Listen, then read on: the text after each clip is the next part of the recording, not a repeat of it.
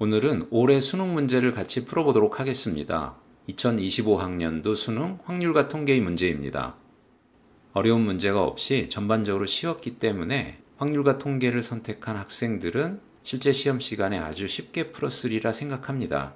지난 9월 모의고사에 비해서도 같은 유형들을 굉장히 쉽게 변형한 느낌이 나네요. 첫 번째 문제인 23번 문제입니다. 이항 정리를 써서 전개하면 되는 문제입니다. 간단히 이항 정리 공식을 떠올리고 일반항을 생각합니다. 여기에서 A의 지수와 B의 지수는 서로 교환하여 써도 상관이 없겠죠? 일반항을 적어봅니다. 이와 같은 일반항에서 x6제곱이 얻어지기 위해서는 r은 2입니다. 개수는 간단히 80이 얻어지는군요. 첫 번째 문제부터 굉장히 간단한 문제였죠? 두 번째 문제입니다. 확률 문제인데 조건부 확률에 대한 기호가 나오네요. 간단히 공식을 떠올리고 칸 채우기를 하면 되겠습니다. A의 확률은 2분의 1이고 교집합의 확률은 5분의 1. 한편 조건부 확률의 값이 2분의 1이라는 것을 생각하면 2분의 1, 5분의 1로부터 B의 확률은 5분의 2가 얻어집니다. 칸을 채워놓고 이제 합사건의 확률을 계산할 수 있습니다. A 전체가 2분의 1이었기 때문에 10분의 7로 얻어집니다. 역시 간단한 문제였고요. 세 번째 문제인 25번은 표본 평균을 이용해서 모평균을 추정하는 문제네요. 역시 공식을 한번 슬쩍 떠올리면 됩니다. 더구나 구하라는 값이 B 빼기 A의 값이기 때문에 실내 구간의 길이에 대한 문제입니다. 그대로 자료를 대입하면 되겠네요.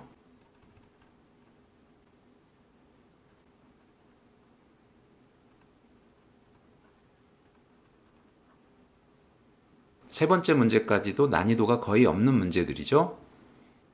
이제 네 번째 문제입니다. 16명을 대상으로 과목 A, 과목 B에 대한 선호도를 조사하였다. A를 선택한 학생이 9명, B를 선택한 학생이 7명. 그런데 16명 중에서 임의로 3명을 선택했을 때 적어도 1명이 과목 B를 선택한 학생일 확률은 여사건을 생각하면 되겠네요. 16명 중에서 3명 선택했을 때 A 과목으로만 선택한 학생일 확률의 여사건을 구하면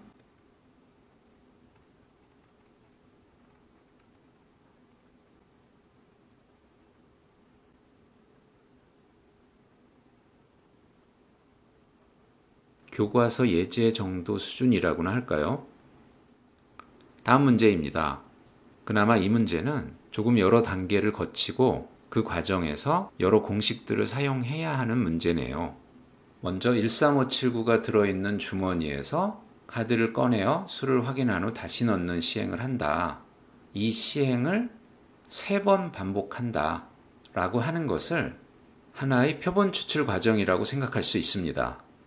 간단한 모집단에서 크기는 3인 표본을 추출하는 것으로 생각합니다. 그러면 먼저 모집단을 조사해야 되겠죠? 모집단의 평균, 모평균은 간단히 5입니다. 모분사는 모평균이 간단하게 나왔기 때문에 편차를 이용해서 계산해도 간단합니다.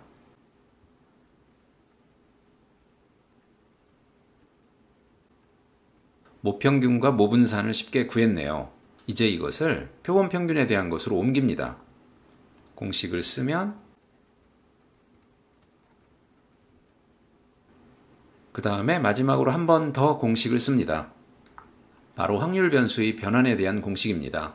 따라서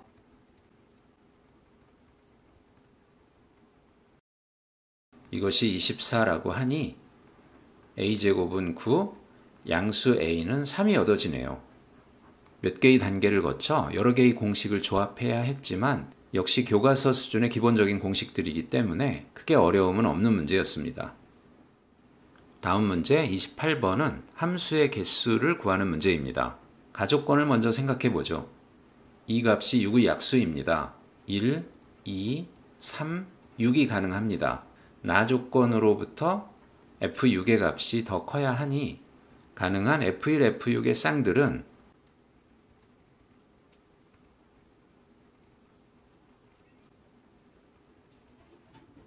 모두 5가지가 얻어지네요.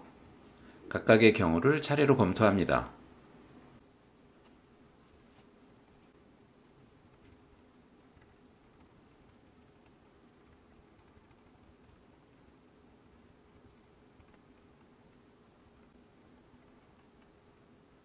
그런데 여기까지 적어보니 그 다음으로 나타나는 문제 유형이 있군요. 바로 중복조합에서의 대표적인 문제입니다. 이와 같이 부등호를 만족하는 함수의 총수가 바로 중복조합의 개수로 정해집니다. 등호가 있기 때문에 중복이 허용이 되어서 중복조합이고, 만약에 등호가 없다면 이 경우에는 그냥 조합을 쓰면 됩니다. 이제 중복조합을 이용하여 각각의 경우를 계산하기만 하면 되겠네요. 이 경우는 계산할 것도 없이 한 가지이고, 두 번째의 경우는 2, 3, 4, 5에서 2, 3, 4로 가는 함수를 만드는 것이라고 볼 수 있으니 3H4입니다. 이 경우는 2, 3, 4, 5에서 2, 3, 4, 5, 6, 5H4가 되겠고요. 이 경우 마찬가지네요. 7부터의 값은 이미 존재치 않기 때문에 똑같이 5H4입니다.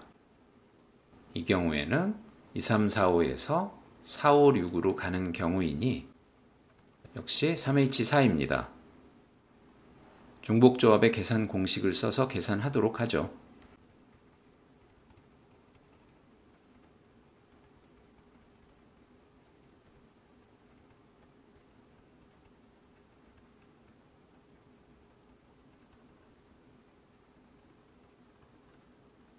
(171이) 얻어집니다. 경우를 나누는 것이 그다지 어렵지 않기 때문에 역시 크게 어렵게 느껴지지는 않죠. 이번에는 단답형 문제 29번입니다. 정규분포에 대한 문제네요. 확률의 값이 0.4772일 때 M1 플러스 시그마2의 값을 구하는 문제입니다. 관건은 네모 안에 있는 조건을 해석하는 것인데 자세히 살펴보겠습니다. 먼저 모든 실수 x에 대해서 이와 같은 조건이 성립하네요. 정규분포 그래프의 특성상 x와 40-x가 대칭이 되어야 하고 그들의 중점인 20이 바로 평균이 되어야 합니다. M1은 20이네요. 한편 두 번째의 조건을 해석합니다. y에 대해서 x 이하일 확률과 x에 대해서 x 플러스 10 이하일 확률이 항상 똑같습니다. y에 대한 확률 분포 곡선은 어떻게 되어야 하죠? 10만큼 정확히 평행이동 되어 있으면 되네요.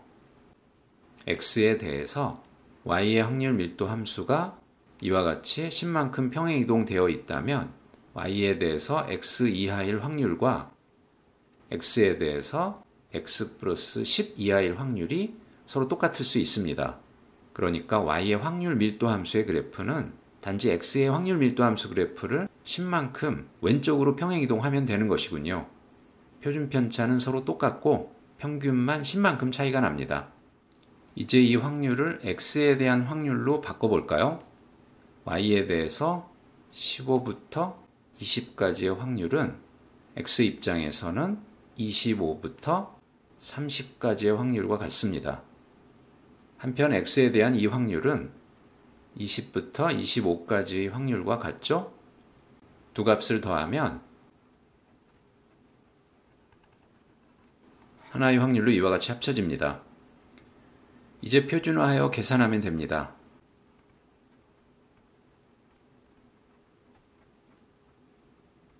이 확률의 값이 0.4772라 하였으니 이 값은 2입니다. 시그마 1이 5가 나오고 마찬가지로 시그마 2의 값도 5입니다. 따라서 정답은 25가 얻어지는군요. 마지막 문제입니다.